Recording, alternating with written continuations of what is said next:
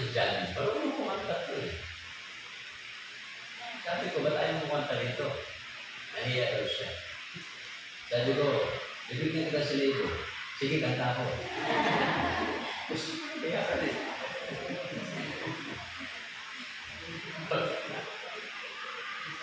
Okay, Mama Del.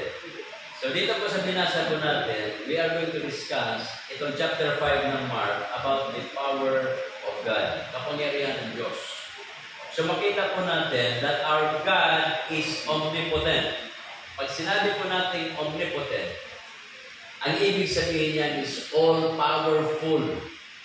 Lahat ng kapangyarihan ay nasa ating Panginoon Kristo. Malaala niyo ba na siya po umakyat sa Matthew chapter 28? Sabi po niyan, all power is given unto me. So lahat po ng kapangyarihan ibinigay po ng Diyos sa Kanya. In heaven and on earth. At siya po nagutos, humayo kayo. Yun po yan, mapatid. So makita po natin dito kung bakit makapangyarihan ng Diyos po natin. Nalaalan niyo ba sa Judges chapter 16, verse number 23 and so forth? Noong si Samson siya po ay binulagan na, nahuli siya, siya po ay nanoon sa tahanan ni Dagon. Sinicelebrate po ng mga tao at mga tao nagkakatuwaan. Sabi ng mga tao, kita nyo, ibinigay sa atin, nahuli natin, itong kalaban natin Samson dahil sa ating Diyos na si Dagon. So nagkapista sila doon, pinaglaruan si Samson, hanggat sabi ni Samson, dalhin mo ko doon sa 2 pillars. At doon nalangin po si Samson, nabigyan siya ng kalakasan upang mawasak yung building na yon. Nawasak na yung building na yon. Binigyan ng Diyos si Samson ng kapangyarihan, lakas. Sipin mo yung building. Alam niyo ba kung kaano karami yung namatay ni Samson doon sa pangyayari nyo? Sinong nakalam? Ilan namatay? Ilan na namatay ni Samson noong time na yun? Sipin mo building. Sinira ni Samson. Ilan? O nakita niyo kung gaano karami? 3,000. Tama ba ako? Nakita niyo na? Ganun po karami namatay ni Samson. Noong panahon naman niya, sino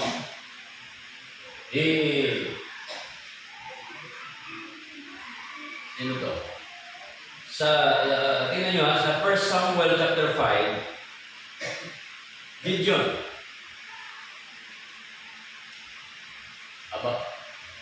Yung nahuli ba ng mga Palestine, yung mga Israelita sa gera, dinala nila yung the Ark of God, dinala nila. Hinarap nila doon kay Dagon. Kinagabihan, paggising ng mga tao sa umaga, yung ulo ni Dagon, nandoon na flat na sa baba. Ganon kapangyarihan ng Diyos. Nilagay nila ulit, ganon pa rin. Tapos yung mga tao nagkasakit ng hemorrhage. Yung hemorrhage na yon, hemorrhoids yan, piles, tumors, and boils. At maraming tao namatay because the Ark of God was there. Yung po yan mga din. Ganon kapangyarihan ng Diyos. Hindi pwede siya itapat doon sa mga Diyos-Diyosa. Hindi siya pwede itapat doon sa hindi totoong Diyos. Nagawa lang ng tao. Imahinasyon ng tao. Kaya dito makita po natin mula verse 1 hanggang verse 20, the power of God over demons. Makita po natin dyan, meron kong tao dyan. Sabi ko dyan, verse number 3, who had his dwelling among the tombs, and no man could bind him, no, not with chains. So mayroong tao dito na sinabihan ng masamang espiritu, pinipilit po nilang itali yan, wala akong makatali, kahit yan ay kinakadanahan. Sipin mo, may kadina na, nakawala pa. Minsan mag-iisip tayo, bakit kinakailangan itong sinabihan ng masamang espiritu doon siya sa mga tomb, sa libingan. Alam niyo ba, napakasaklap pag ang tao nung araw makakita ng libingan, kinakatakutan po ang libingan, kinakatakutan po ang simenteryo. Pero ngayon, pagdating ng 19th century, yung libingan, hindi na po, lalo na mga 20th century. Ginawa ng tahanan. Punta ka sa Manila, simenteryo, ang daming nakalibing doon, ang daming nanirahan doon. Yung mga bakanting, tawag doon?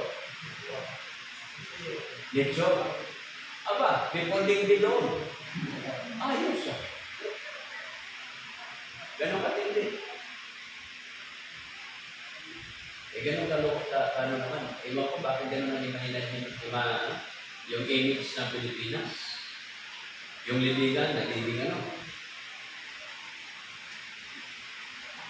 Yung iba naman, sa sobrang yaman, yung kanilang libingan, mayroong sala, may kusina, may may kwarto, mayroong pang telebisyon, naka-aircon yan. Doon, makakita ko doon sa diyan sa may taas ng pupulo, ganun ang libingan. 3 ang air condition, sa sala, sa kwarto, at saka sa CR. Abay, sabi ko sa gwardiya, ang lupit nyo Sabi ko, sila binabantayan nyo? Yung anak ko ng amo namin. Aba, sabi ko, ayos ko. Sabi ko, ang sarap naman ang binabantayan nyo. Hindi magreklamo sa mga gagawin nyo. Sipin mo yan. Naka-CCTV ba yun? Tapos umaka, may pagkain, delivery, darating doon. So ihahain ng gwardiya yan doon sa lamisa at hayaan lang. Pagkatanghali, may dumating na naman. Kaya pagkalinis nila, yung pagkain sa umaga, pupunta sa likod yung gwardiya, kakainin nila yun. Darating naman yung sa tanghali, sa hapunan nila kainin yun. Yung panggabi, pangdahan nila yun. Sabi ko, ang palad ng gwardiya rito. Binabantayan ko yung wala. Tinanong ko, kumusta naman? Natatakot kami siya pagkagabi. Kasi biglang tutunog yung kaganito. Sabi ko, i-manage yun na lang yun. Sipin mo yan. Sa gabi, natatakot daw sila. So dito mga kapatid, demons. Day and night, verse number 5, always day and night, he was in the mountains and in the tombs, crying and cutting himself with stones. Yung po yung ginagawa niya, umiyak, sumisigaw, yung kanyang yung masamang espiritu, walang ibang ginagawa matino yung masamang espiritu, kundi sirahin yung tao, sinusugatan niya yung kanyang sarili.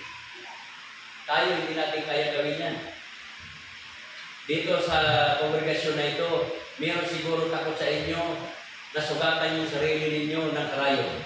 Sino na ba sa inyo gumagawa yung sugatan yung sarili ninyo ng karayo? Ha? Wala. Ako, pag medyo sumakit yung ulo ko, at feeling ko lumalaki rito, ang ginagawa ko, hahanap ako ng pandibli. Ipiprek ko yung papanubuhin ko. Yung daliri ko. Kasi nga, di ba, yung pressure, kinakailangan na labas yung dugo. Pakalabas. Pag medyo alam ko na medyo umuumbong yung aming kainga, sumasakit dito, alam ko, high blood yan. Dalawa. Tapos papanubuhin mo. Ayos siya. Ang tawag niyan, pangmadali ang lunas. Pangmadali ang lunas. Sugatan mo para bumaba yung presyo. Yung iba naman, sila mismo nag-injection sa sarili nila. Meron na ba kang nagawa dito? But worse na lahat sa paite. Merong miltenyo doon, tinulit niya sarili niya. Grabe. Tinulong ko kasi siya. Ginawa niya. Tinulit niya sarili niya. Sipin mo yan, ang tibay. So dito makita natin mga batid, nung dumating ang Panginoong Jesucristo, verse number 6, when he saw Jesus afar off, he ran and worshiped Him. Mabuti pa yung masamang espiritu, nakakilala sa Diyos. Maraming tao ngayon hindi kumikilala sa Diyos. Yung mga atheist hindi kumikilala sa Diyos. Masahol pa itong mga tao ito sa masamang espiritu. Kasi masamang espiritu kumikilala sa Diyos. Yung demonyo kumikilala sa Diyos. Pero yung mga tao ngayon walang pagkakilanlan sa Diyos. Ang concept nila, kung merong Diyos, kung totoo yung Diyos, bakit hindi piliin ng Diyos yung lugar ng mga loko-loko at sisirain na lang niya?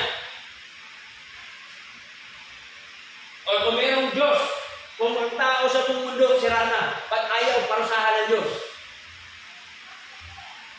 Ang sabi ko, ginawa na ng Diyos yan, noon pa. Kasi may kausap ako eh. Ganun ang reasoning niya. Sinagot ko siya. Ginawa na ho ng Diyos yan. Yung syudad na dalawa, loko-loko yung mga tao, yung Sodom at Gomorrah, pinaapoy ng Diyos. Sino nakaligtas doon? Silat lang, yung bisita lang. Hindi naman siya residente doon eh. Lahat ng tao doon patay. Oh. Ginawa na ng Diyos yun. Para ang tao magtanda. Tanda ba? Hindi. Yung tao noon, maloko na. Tumingin ng Diyos sa lupa. Sinuwa na lang. Ang matino. Alam na naman sabihin ng Diyos, gawa. Iligtas mo na sarili mo. Kahit tukalo kayo yung misis niya, pinakailangan niya isama yun. Ang lungkot naman ng buhay ni Noah, kung siya lang mag-isa, nakuha niyo ba? Kaya kahit tukalo ka, pinatulan na niyo. Sabi ng Diyos, sige naman, pagkakaan mo na namin. Pwede niya. Sinagaan na rin niya. Yung sinasabi ko, sinagaan yung mga misis niya.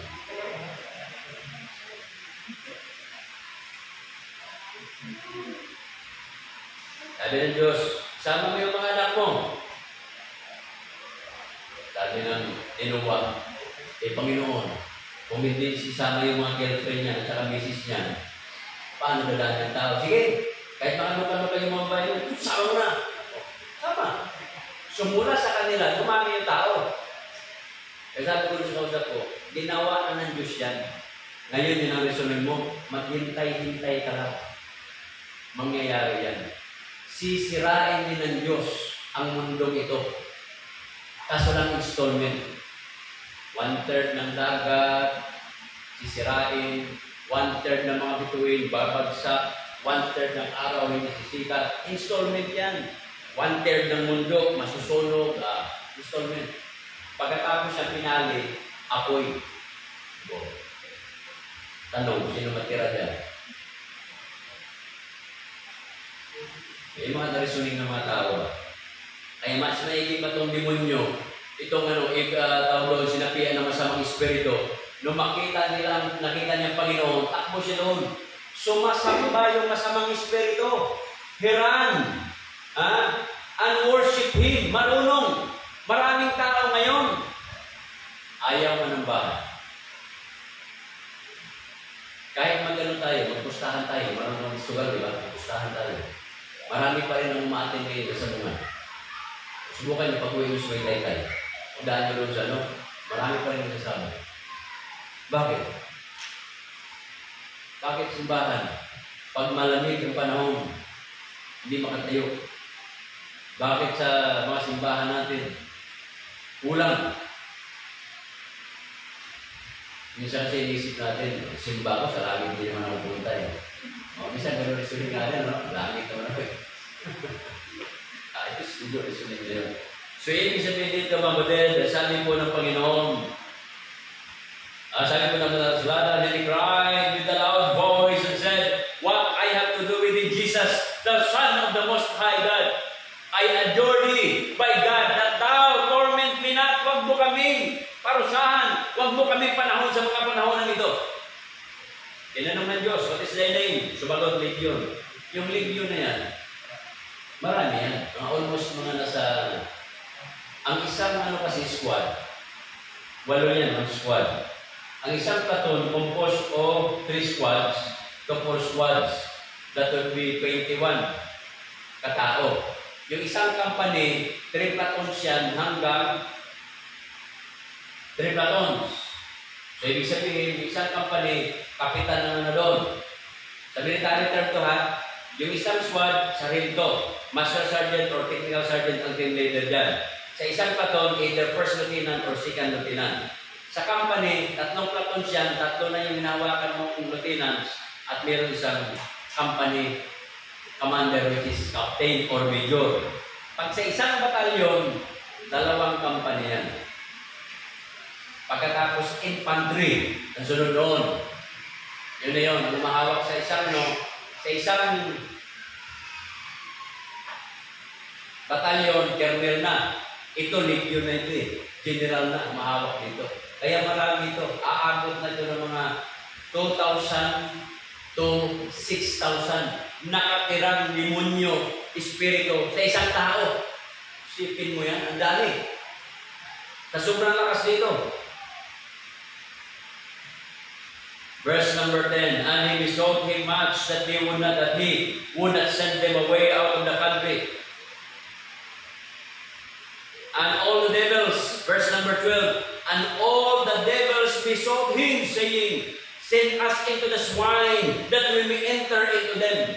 Doon sa mga nag-alaga ng mga baboy. Kaya yung mga Muslim, takot kumain ng baboy. Tayo mga Kristyano, wala tayo pakialam doon. Sarap eh. O diba? Pakialam doon.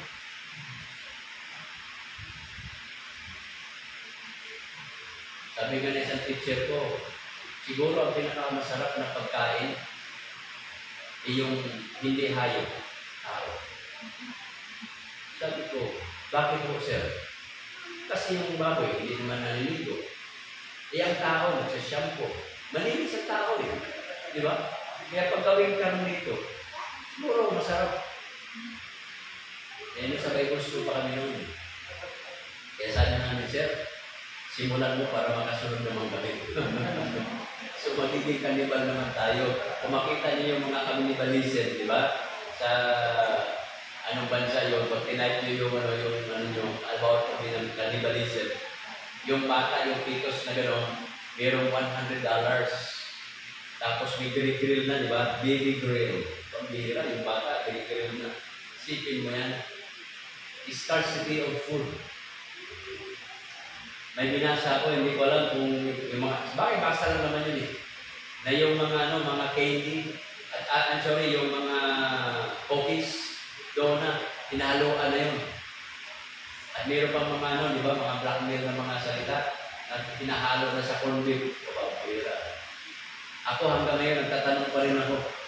Alam niyo ba tayo, hindi tayo mawala ng tanong? We have so many questions in life. Kagaya ng corn beef. Hinahanap ko yung corn, hindi ko talaga makita. Sa gatas, tinatanong ko hanggang ngayon, bakit wala pang tatalo sa Alaska? Tinatanong ko yan, alam mo. Tinatanong ko, bakit yung bird brand, ang batang may laban, ano ang pinagalaban? Ang talagang tinatanong ko yan. Hindi mo akong siya ng tanong.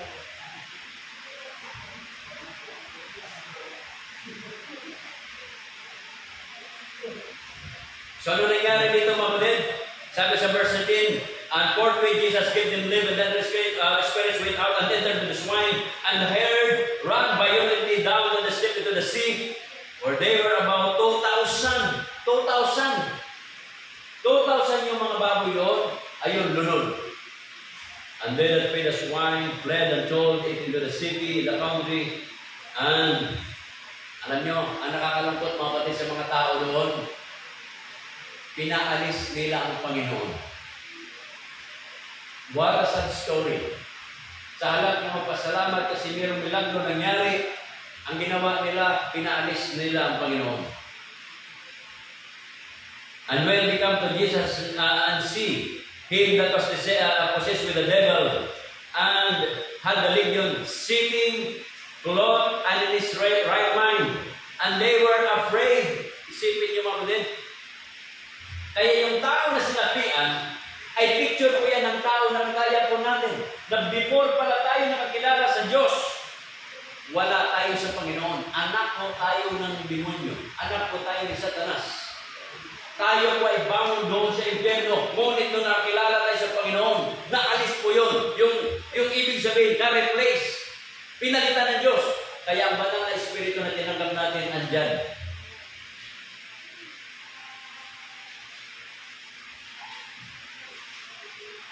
Alam nyo, nung Friday, so may saturation doon sa along the highway ng Baile.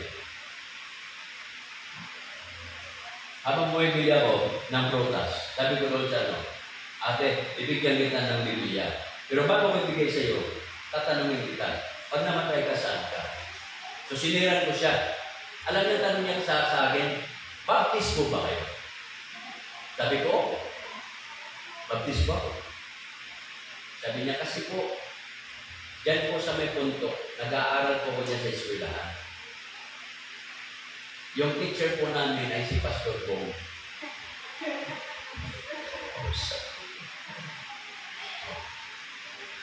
Sabi ko, ganun po ba? Sabi ko, mga ilang taong ganon. Siguro mga 6 or 7 years old pa ako noon. Sabi ko, ako yung buong alcala na sinasabi ko. Kaya pala parang pamilyar ka. Ibig sabihin, lumipas yung 30 years or 28 years, naalaala ka pa ng tao. Sipin mo yun? Yung pictures, hindi. Siyempre, bata yun eh. Kaya sabi ko sa kanya, parang meron kang kamukha ng estudyante ko noon. O, di ba? So, sinulminingan ko, sabi ko, nais mo tanggapin ng Panginoon ngayon? Alam niyo talaga, kung kailan na magpipray na, saka naman yung mga dumadaan ng mga truck ng bubusina. Bakit ganun? Kung kailan na mag-pray na kayo, saka naman yung ingay. Nakuha niyo ako din? Doon pumapasok yung masamang espiritu. Sabi, huwag maligtas yung tao na yan. Kaya, grabe. So dito mga kapatid, ang nangyari po sa taong ito, tingnan nyo ha, verse 15, sitting, siya po ay nakaupo na. Ito po yung resulta mga kapatid. Nung napaalis siya po yung masamang espiritu, siya po ay nakaupo, siya po ay nakabihis na, at in his right mind. Kagaya po natin ngayon, we are sitting here. Tayo po ay nakadamit. At tayo po ay nakikinig ng salita ng Diyos kasi nandoon po yung matinong pag-iisip po natin. Nasa halip na tayo yung puno sa harapan ng ating pong mga gadget o kaya ating mga television o kaya ating computer. Nandito po tayo. O kaya naman sa halip na kayo mo po doon sa mga coffee shop. Nandito pa tayong umupo because we have a right mind na unahin natin ang Panginoon. Amen, mga kapatid? So, the power of God over demons. Pangalawa, verse 21. And when Jesus passed over again into the ship on the other side, much people gathered him. Verse 22. And behold, there cometh one ruler from the synagogue, Jairus by name. And when he saw him, he fell at his feet. Nung makita ni Jairus na nandyan ang Panginoon, nagparantina pa siya, and besought him greatly, saying, My little daughter lieth at the point of death. Malapit na pong mamatay ang aking anak. Mahal na Panginoon. I pray thee, come and lay thy hands over her, that she may be healed, and she shall live. Sumunod ang Panginoon. Ngunit ito po yung kwento, verse 25, and a certain woman, which had the issue of blood 12 years nang dinudugo. Ang babae, monthly yan, di ba? Kaya kayong mga lalaki, ganito yan. Makinig kayo mga lalaki. Yung ano ba, yung swing mood ng babae. May problema kayo yan monthly. Pag regular yung misis nyo, monthly may problema kayo. Ang tawag niyan, pagkabilugan ng buwan, magtatalo. Kasi pag yan malapit ng dadatnan yan, mayroong mga babae na irritable, may mga babae na may dysmenorrhea, may mga babae pagka malapit na yung kanilang monthly period, toldo ka lang, may problema na kayo. Magsisimula na yan mga ngaway, magsisimula na yan manggugulo. Maliit na bagay, papalakihin yan. Nakuha niyo ba mga lalaki? Kaya kayong mga lalaki mag-adjust kayo. Alam niyo na yan, malapit ng year ito.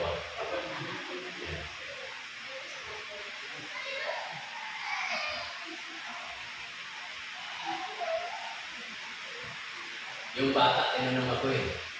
Kakapanood ba ng television? Ano yung bata? Sabi sa akin, Kuya, si Ariel po ba ay Serena? Sabi ko, sabi ng television. Meron ba siyang monthly period? Di ko alam. Sabi ko, ano ko itong bata na ito? Kaya nimitahan kaya yung red time na. O di ba kasi may red time, di ba? Di ba yung gano'n na red time? Sabi ko, malukot yung bata dito. Nanonood na kinuon lang yung ano. Sa kasimulan nyo, kasi may mga area panahon pa nila, yung panahon na yun. So ito po mangyari mga kapatid. Itong babae na ito, ang ginawa po niya, 12 years siyang dinudugo, and suffered many things of many physicians, kung kaninong doktor na siya, sa mga hospital, and spent all that she had, and was nothing better, but rather grew worse. Sa halip na gumaling, lalo siyang sumama ng sumama. And when she heard that Jesus came in the breast behind and touched his garment, for she said, if I may touch but his clothes, I shall be whole. Mahawakan ko lang yung laylaya ng damit ng Panginoon, gagaling na ako. What a faith. Pananampalataya ko yun. Alam niyo kapatid, hinawakan niya. Nung hinawakan niya, naramdaman ng Panginoon yan that there is something happening in him. Yung sabi dyan, verse number ano? Ang nangyari nga doon, nagkatotoo, verse 29, and straightway the fountain of her blood was dried up, and she felt in her body that she was healed of the plague. Gumaling. And Jesus, immediately knowing in himself that the virtue had gone out of him, turned about in the press and said, who touched me? Sabi ng mga disipulo, dami tao, Panginoon, nagtatanong ka pa kung sino humawak sa iling. Kita mo, di ba? Sa daming tao, sabi ng Panginoon, sino humawak sa akin? Sabi ng mga lagad, dami ng tao, Panginoon, thou seest the multitude thronging thee. Seest thou who touched me?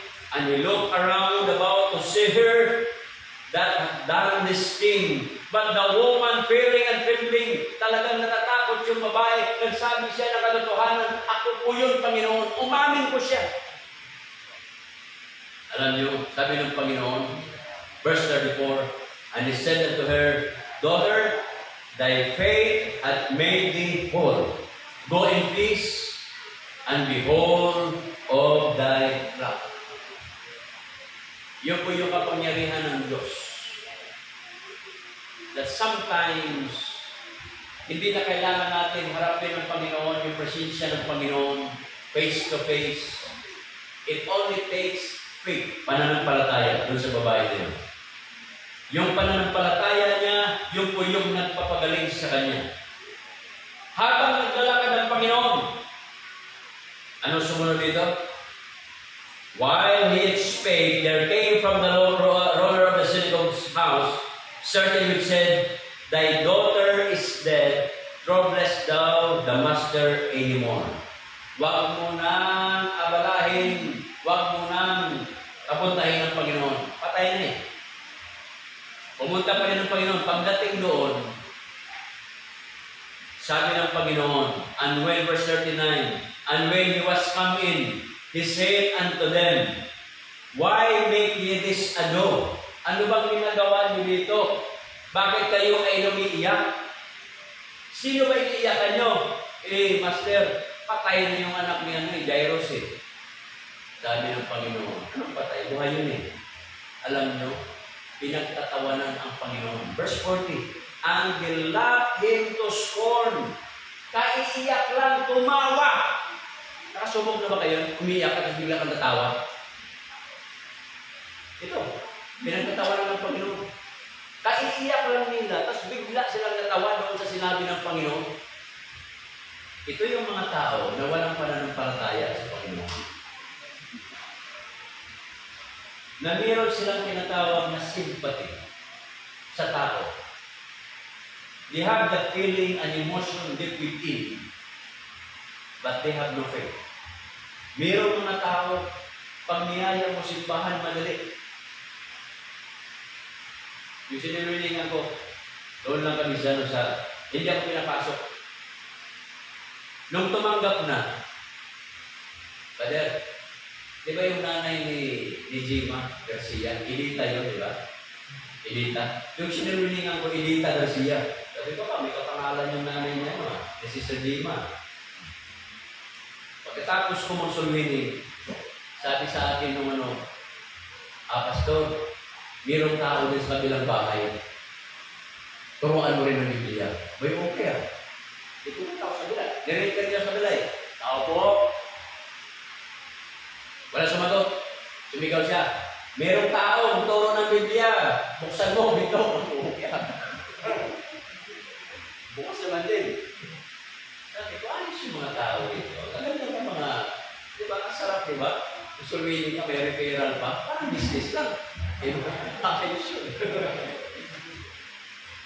Ang lupit, ano? Ang ganda pala ng gano'n. Bible study ka, magturo ka, pagkatanong ka isa, sabihin, sir, meron pang doon sa kabila, puruan mo rin.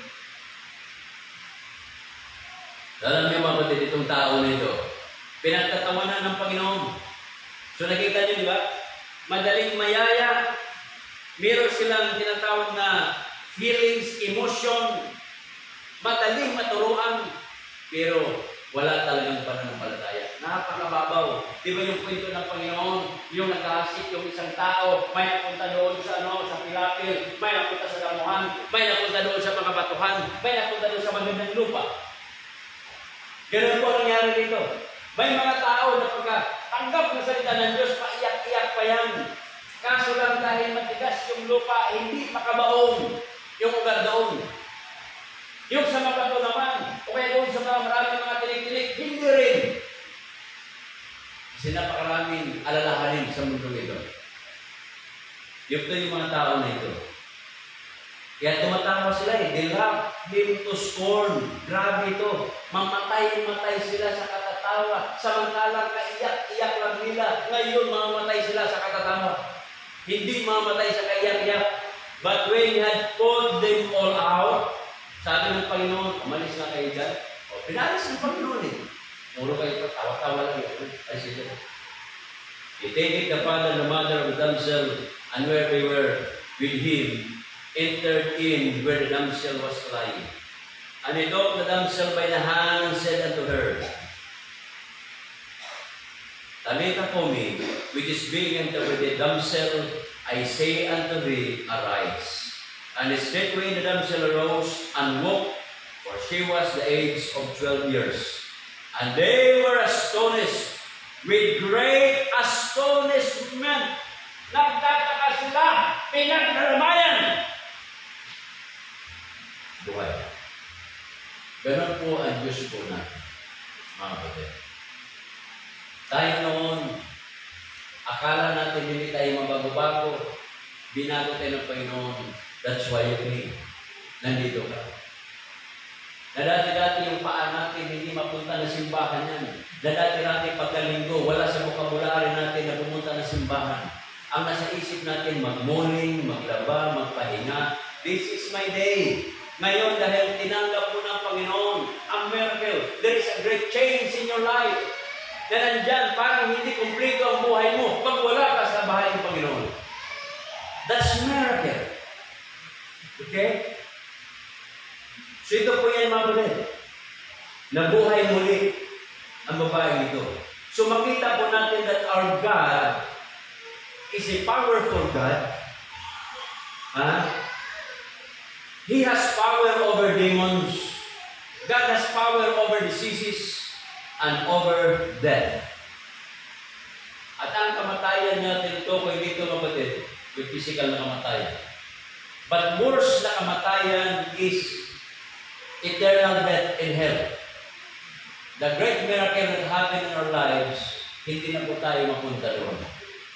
Because of the salvation that God gave it to us.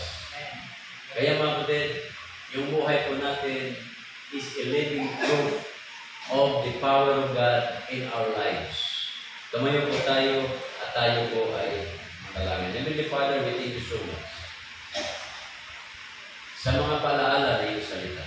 Habang lahat ay nakayuko at nakapilit ang mata.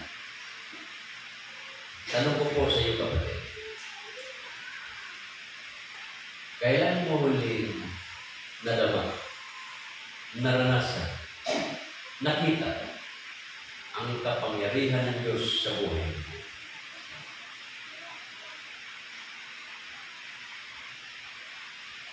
Yung bang sinagot ka ng Panginoon sa panalangin mo? Yung bang nadama mo that God is with you? When was the last time nadama mo ang kapangyarihan ng Diyos sa buhay mo? Habang lahat ay nakayuko at nakapigil ng matay, there's something for you and that's speaking to us right now. You are free to come, kneel down and talk to the Lord in prayer. Sabihin mo sa ating Diyos, Oh Father, it's been a long time that I feel I feel your presence and your power. Harinawa, madama ko po yan sa buhay ko. Tulungan mo po ako na maglingkod sa iyo. Tulungan niyo po ako na maging tapat sa iyo. Tulungan niyo po ako na magkaroon ng joy ng aking paglilingkod sa iyo. Tulungan niyo po akong baguhin. Tulungan niyo po akong bigyan ng pag-ibig, pagmamahal sa aking puso. Tulungan niyo po ako ng bigyan ng pagmamahal sa mga taong hindi pa nakakilala sa inyo. Bigyan niyo po ako ng kapangyarihan magsalita. Bigyan niyo po ako ng kapangyarihan na mag-akal. Bigyan niyo po ako ng kapangyarihan na baguhin ang aking sarili. If that would be your heart's desire, you're free to come, kneel down, and look at the Lord prayer right now. Sige, tumaglit. God has something for you. Maaaring yung mga prayer request ka, maaaring yung gusto mo sa inyo. May mga desisyon kang gagawin. Lumapit ka sa lahat, kausapin ng Diyos ngayon din. Sige.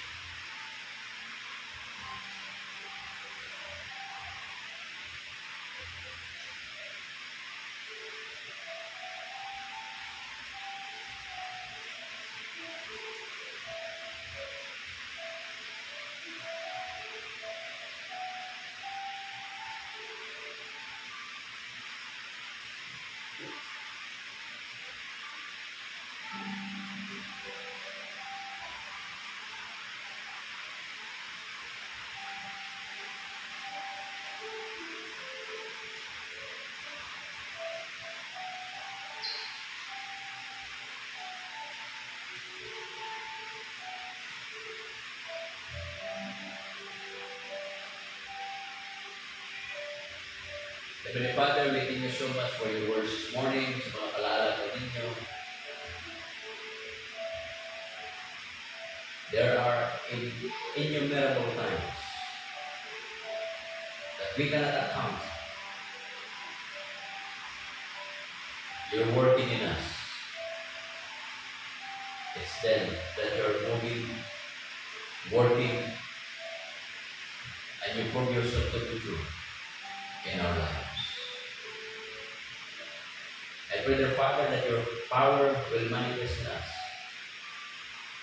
to overcome all the hindrances, temptations in our lives. Keep us safe as we part ways this morning. Mapatiran po namin ang hina palakasin ng karamdaman ng pagalingin. Lagi na bagyahin natin ito sa Diyos. At makita nawa ng mga magulang na nasa pag-aaral, bigyan ng financial needs, assistance for the education of their children. Mapatiran namin ng mga negosyo, blessing mo, Father, mga nanghihina kalakasin. At harinawa, bawat isa sa amin ay tapat at patuloy ng lingkod sa inyo hanggang sa ikalawang pagpapatuloy. Lahat ito aking dadalagin ng pasalamatan sa madali sa pangalan ng Kristo Jesus, ang Diyos ang ligtas. Amen. God bless us all. Tawagin natin